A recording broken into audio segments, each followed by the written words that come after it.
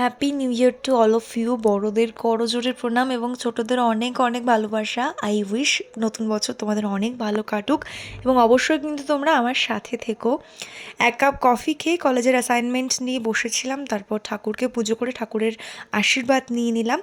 আর বিকেলবেলা ছিল আমার একটা কলেজের অনলাইন সেমিনার, সেটাতে জয়েন হওয়ার পর সমস্ত কাজকর্ম মিটিয়ে চলে গেছি সন্ধেবেলা মা বাপির সাথে চার্চে।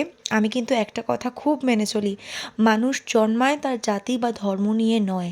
একটা মানুষের আসল পরিচয় হলো তার মনুষ্যত্ব এবং তার ব্যবহার। জানি না কেন মন্দির বা চার্চে গেলে একটা অদ্ভুত অনুভূতি হয়, তো আজও সেই অনুভূতিটাই আমার হলো। এবং আমি বেসিক্যালি 24-25 তারিখে চার্চে যাই, কিন্তু এবছর কেন যেতে পারিনি তোমরা তো জানো, সেই জন্য 1 জানুয়ারিতেই আমি গেছি। এবং চার্চটা আজকে অনেকটাই ফাঁকা ছিল। নতুন বছরের প্রথম দিন তো আমার এইভাবেই কাটলো, তোমাদের কেমন কাটলো অবশ্যই জানিও। আর 2026-এও কিন্তু এইভাবেই আমাকে সাপোর্ট করো, ভালোবেসো এবং পাশে থেকো।